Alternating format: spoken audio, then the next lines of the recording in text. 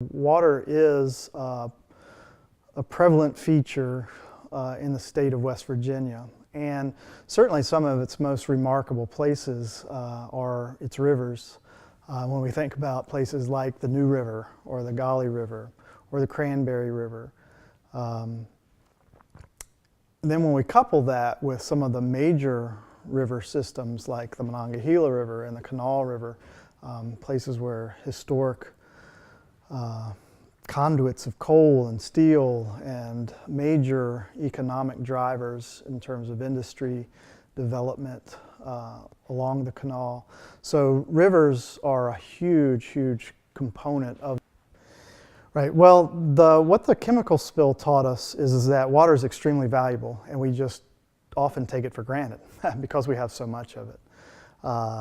If you go out west, they have droughts on a regular enough basis that they understand the value of their water. It was pointed out to me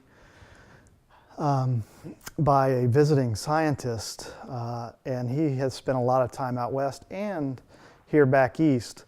And he's like, the one thing that you notice when you go out west is that every hotel, every place you go to has fountains, has water fountains. And when you come east, nobody does. And the reason out west is that they want to show you that they have water. And they have water in abundance. It's a very deep psychological thing. What happens here, where we get a lot of rainfall, we take water for granted. We're rarely under water stress in terms of water quantity stress. We just have so much water, and that water has a dilution value to it, so it dilutes our pollution. But what we saw from that chemical spill is that when we don't have water, it creates a serious, serious situation, and not one that's just, environmentalists care about it.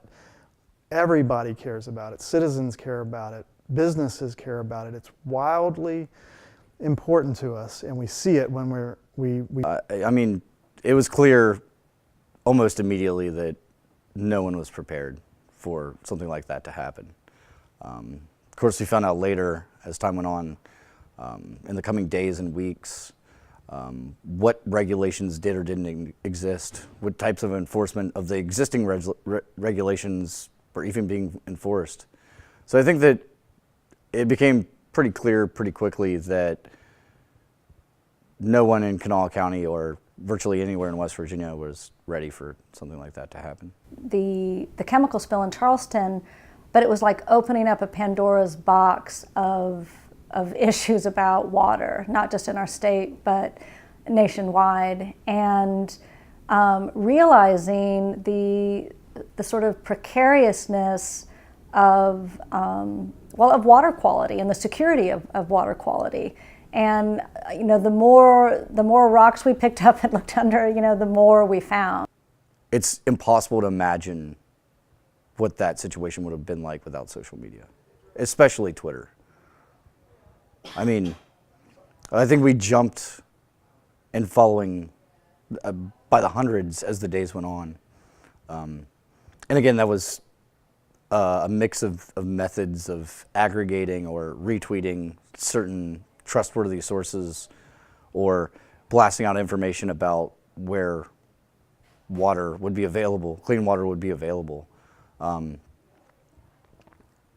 It's impossible to imagine what it would be like without it.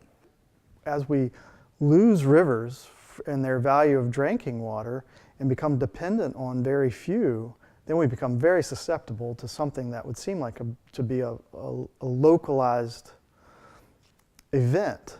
And instead, that localized event, it touched a third of the state, the residents. So there's a lesson in that, that the less we protect, the more dependent we become on a very, very scarce resource, and the more vulnerable then we are to spills like this.